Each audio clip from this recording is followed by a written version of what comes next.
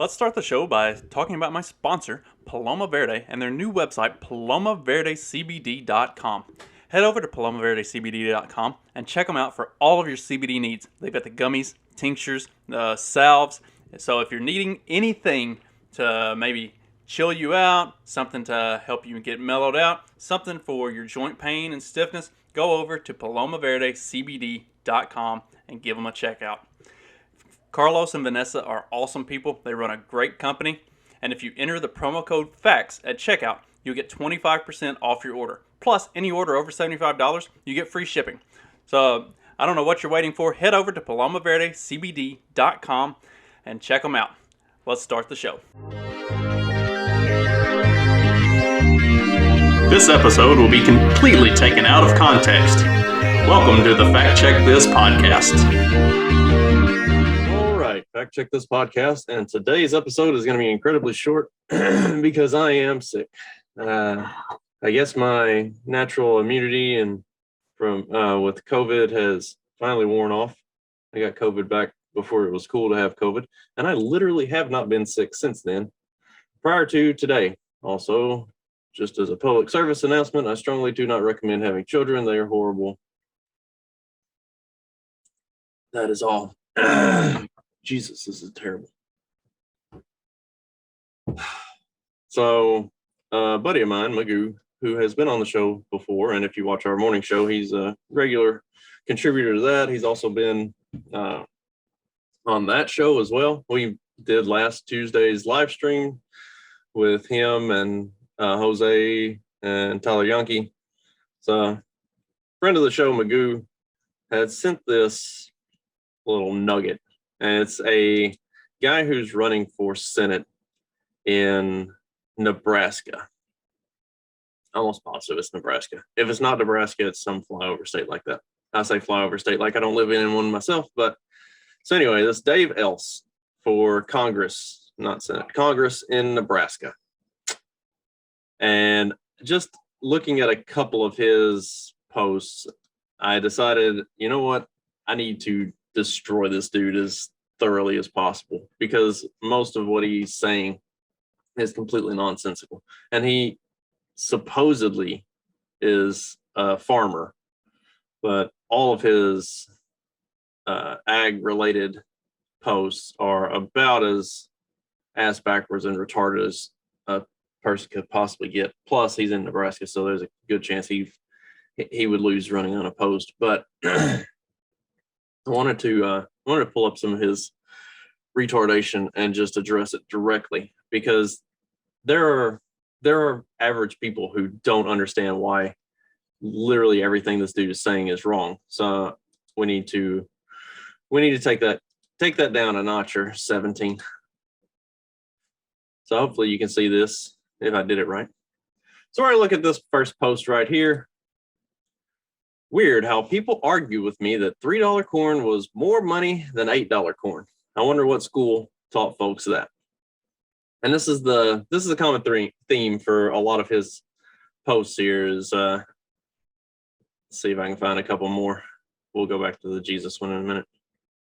It's amazing to me why any farmer would hate Biden, who is handing them record profits, but stand with the one who bankrupted them.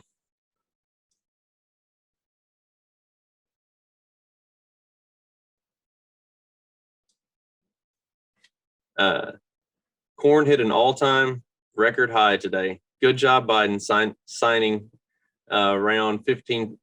year around 15% ethanol. Helps lower gas prices too. None of that is fucking true. And half of his posts are just belligerent and so many grammatical and spelling errors. I agree that I'm a dumb hillbilly, and this dude, like, holy fuck. So anyway, we're gonna address the corn thing first, because that's the one that like the average person has absolutely no idea about, and we need to take care of that. All right, so yes, corn has hit record highs. It's up around $7. Great. Corn is about on the Chicago Board of Trade, which is what most farmers sell theirs on, and what most grain elevators buy based off of. and what a lot of the world buys based off of. Yes, corn is about double what it was last year, but there is a caveat that needs to be made, because that doesn't, like this dumbass Dan saying that it's amazing to me why any farmer would hate Biden, who is handing them record profits. There's a fundamental misunderstanding of what the word profits means. Are you making more for your corn per bushel? Yes. But get this. So year over year, we are projecting that corn is currently worth about 1 to 1.5 times what it was last year. So it's currently in the 7s. Usually it runs in the 3 to 4 range. So we're saying it's at least double, 100 to 150% increase over price of last year. Currently, for fertilizer, it's a 300% increase year over year. Nitrogen, which if you know anything about farming corn, which you should, nitrogen is a necessity. Nitrogen is 275% times what it was last year. Diesel is up 175%. The seed corn itself is up a little bit, but not exceptionally. Typical year over year increase. Another issue that they are having is not just the markups, but also the lack of supply. So a lot of chemical distributors, they're concerned not about the cost, but about the fact that they're going to run out, that they don't have enough of any of this stuff that's needed. So if you got your crop in the ground, but you can't actually put the chemicals that you need on it, or if you are having to pay 300% year over year what you were for your fertilizers, and another 275% additional for your nitrogen, which for corn especially, like we're talking about corn here, for corn especially, that is absolutely an absolute necessity. You don't grow corn without it, period. I mean, I've mentioned it in a show before that typically I'll move my corn patch around in my gardens that I do. That way, because year over year, corn is a huge nitrogen leach. So if you don't have good nitrogen content in the soil, the corn doesn't grow properly. Well, dumbass that I am, I forgot and didn't move my corn patch from the year before last year. So I planted corn in the exact same spot I'd planted the year before, without putting any nitrogen or any supplements or anything in the patch. All of the corn was about 3 foot tall, and we got some little stunted baby corn ears. It was my fault entirely. I'm a dumbass. Corn or nitrogen is a absolute necessity for growing corn, and you're 275% higher on your nitrogen costs than what you were a year ago. Fertilizer is necessary for everything. You're 300% higher on that. Diesel is how you run all of your equipment. It's how you run your tractors, your trucks, everything. Diesel is a huge necessity for the farming, and it's up 175% over last year. So yeah, corn prices are doubled. Whoop-de-fucking-do. You're going to go bankrupt just trying to put the crop in and get it back out. And the really interesting thing, see, this is what's fucked up about this, because the dude mentioned that farmers were going bankrupt under Trump. Now, see, you have to go back and look at farm policy and stuff, but back in 2005 was when Bush initially enacted the subsidies and the propping up of corn-based ethanol. Well, that drove the price of corn up to $5.50 a bushel. So at this point, you've got high corn prices. Well, number one, the thing that really needs to be addressed about this is that corn-based ethanol is about the least efficient and a least effective type of ethanol that could be that you could ever produce. I know for a fact, I've talked about it before on the show. These ethanol producers were being required to make certain to hit certain thresholds or make certain production quotas for the government because there was going to be this, big push for ethanol. Well, they couldn't make corn-based ethanol fast enough to keep up with what their quotas were. So they were importing sugarcane-based ethanol from South America for cheaper than what they could actually make the corn-based ethanol here in the United States. But we're going to waste good corn supply to make fucking ethanol, which doesn't actually it's not good for anything. It has been summarily proven that ethanol does not bring the price of corn or the price of corn. Ethanol does not bring the price of gas down, period, at all, because it's so inefficient to make it the way that they're expecting us to make it. And then on top of that, it drives the price of when the price of corn goes up like that, it also drives the price of food and everything else up.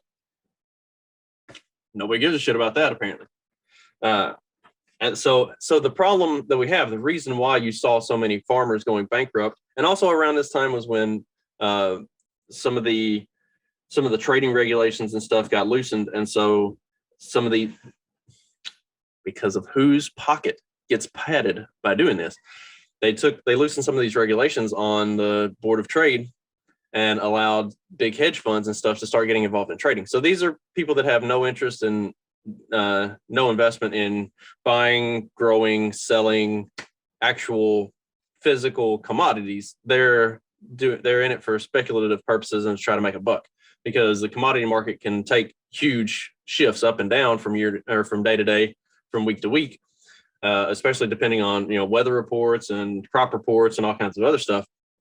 So it's an easy opportunity for these big hedge funds to make a quick buck on hedging their bets and making the right trades on the Board of Trade.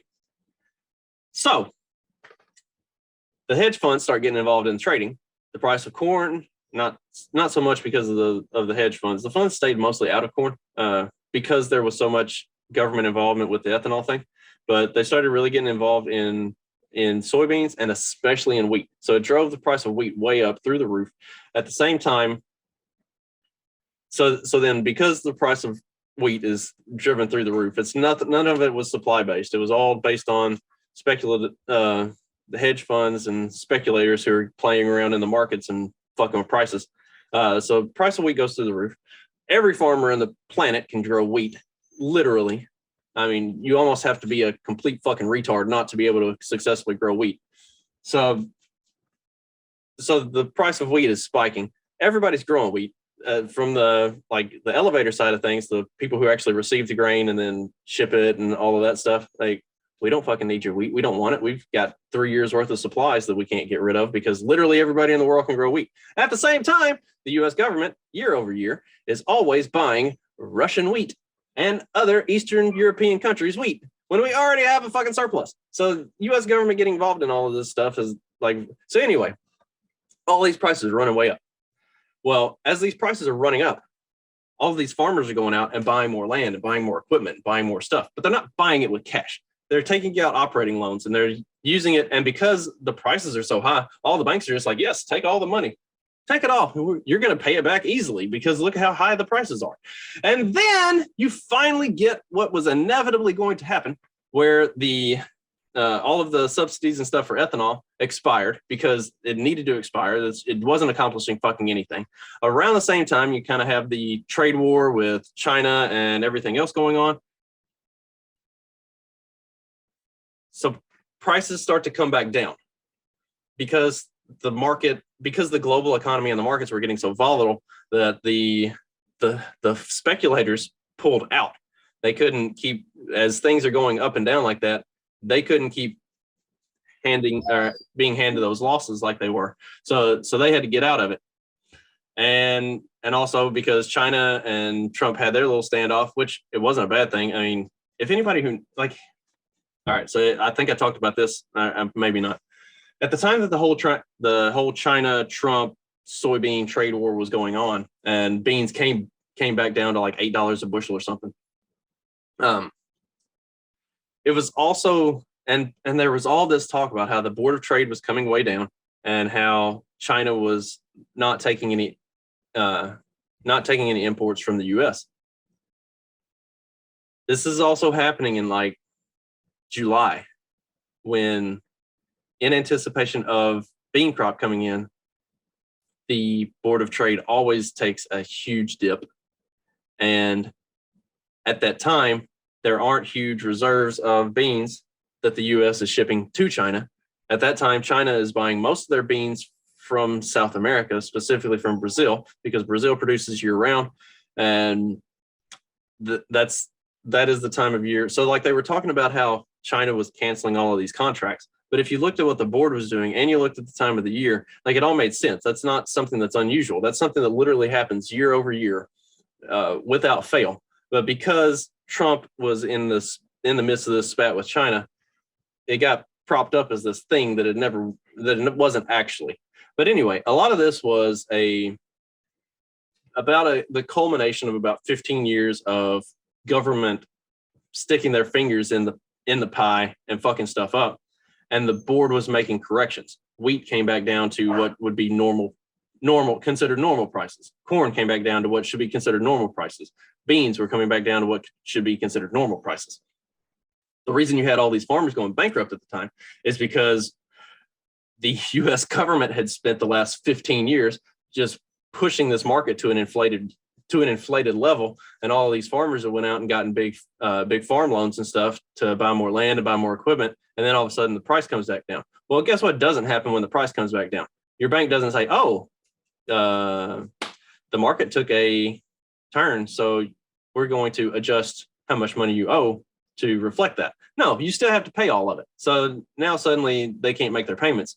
And it's all because of it's because of 15 years of government influence and involvement in the markets that created this bubble to begin with. Like, you can look at literally any industry in the US, and if you see something where it bubbles up and then it bursts and a whole bunch of people get fucked, guess who was fucking with it and tinkering with it and had their fingers in it and messing it up for the last 15 to 20 years? The U.S. fucking government. So anyway, and that's where all of this guy is completely, just totally wrong about literally everything he says. And I mean, that's without going into all the dumb shit with nonstop spelling errors and grammatical errors and everything else. Like, if you're running for fucking Congress, maybe don't be a complete total fucking retard. And the last thing I'm going to hit on is he says when, let's see, I want to make sure I read it right. Why, when Jesus helped heal the sick and feed the poor, it was Christianity. But when I want to do it, I'm a socialist. Let me tell you, dipshit Dan, or whatever your goddamn name is. The reason it was not socialism when Jesus wanted to do it is because Jesus didn't take other people's money to go do it. Jesus did it on his own with what people contributed voluntarily. What you're proposing is stealing my money to go do the shit that you think is good. And then I don't have the money to do the things that I think are good. We all right down there? Everything under control? You've been having a rough morning. We good?